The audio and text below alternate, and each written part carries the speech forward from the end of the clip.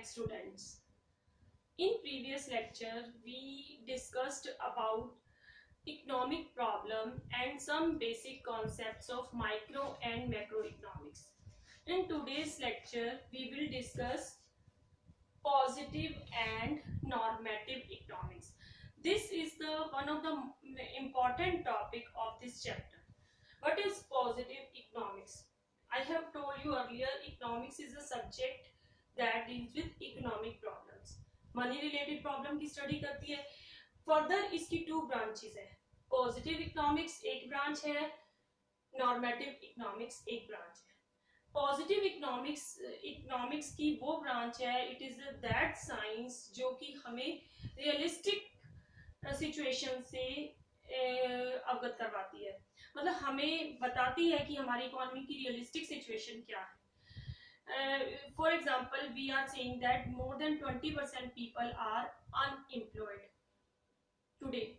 So this is an actual situation of the economy. या हम ये कहें कि the population India is the second most populous country in the world today. This is also an actual situation of the economy. So these examples are the part of positive economics. Positive economics चीजों को या economic problems को कैसे बताती है? As they are.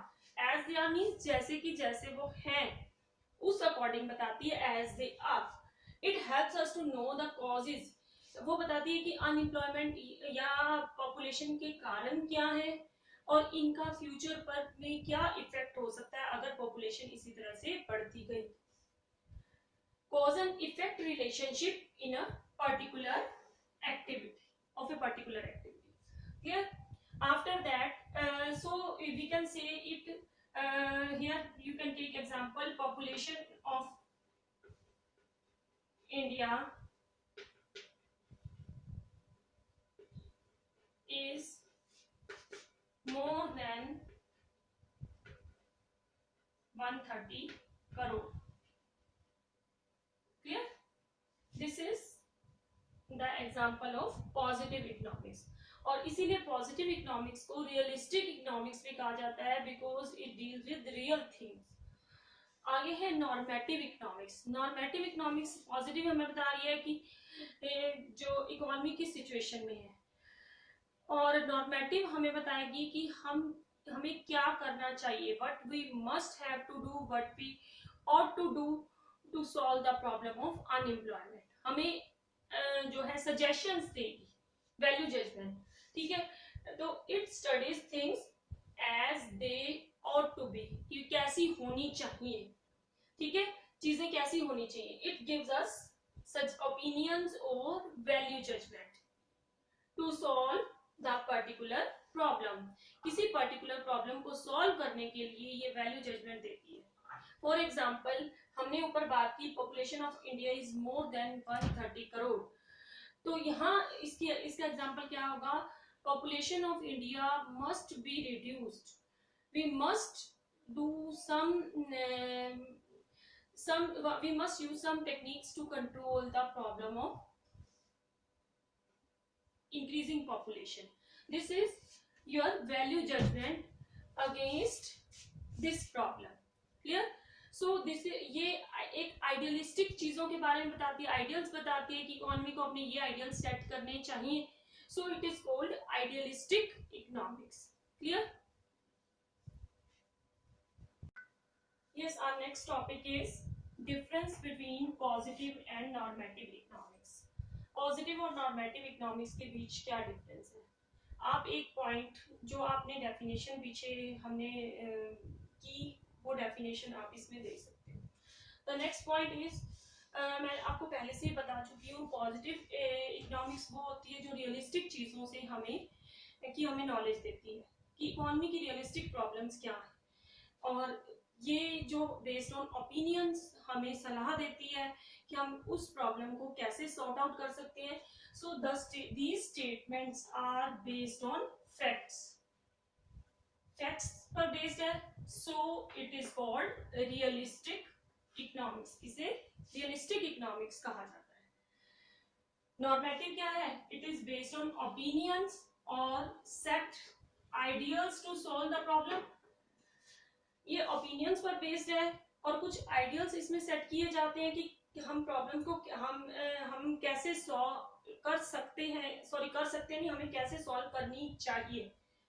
So it is called idealistic economics. Clear? After that positive statements can be verified, क्योंकि ये कुछ फैक्ट्स पर बेस्ड है.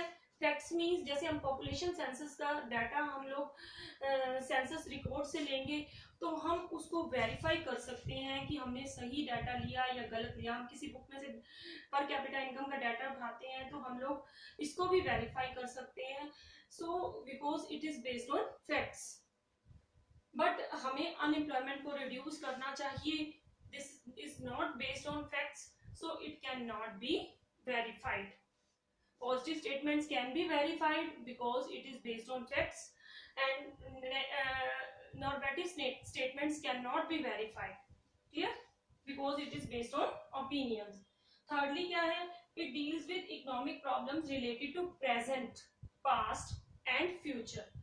आज हमारी प्रॉब्लम क्या है? पास्ट में अनएम्प्लॉयमेंट कितनी थी और अगर इसी तरह से अनएम्प्लॉयमेंट कंटिन्यू रही तो फ्यूचर में अनएम्प्लॉयमेंट बढ़कर कितनी हो जाएगी, इसके बारे में हमें बताती है. कितनी हो जाएगी और ये बताएगी हमें अनएम्प्लॉयमेंट को कितना कम करना चाहिए. तो it deals with opinions of economist related to problems. Opinion क्या, प्रॉब्लम क्या है, पास्ट की प्रॉब्लम क्या थी, अनएम्प्लॉयमेंट. प्रेजेंट में क्या है, अनएम्प्लॉयमेंट. और फ्यूचर में अगर यही अनएम्प्लॉयमेंट कंटिन्यू रही तो फ्यूचर में काफी हद तक बढ़ जाएगी. तो ओपिनियन क्या है, हमें जो इकोनॉमिस्ट ओपिनियन देंगे कि अगर हम नरेगा या मनरेगा प्रोग्राम को इम्प्लीमेंट करते हैं या फिर हम लोग जो गवर्नमेंट जिसे PMRY जो प्राइम मिनिस्टर रोजगार योजना है उसको शुरू करते हैं या कोई रोड कंस्ट्रक्शन का काम शुरू किया जाता है गवर्नमेंट के द्वारा, तो कुछ हद तक अनएम्प्लॉयमेंट को दूर किया जा सकता है. तो हमें क्या ओपिनियन दे रही है ये इकोनॉमिक्स, तो that economics is called normative economics. Clear? After that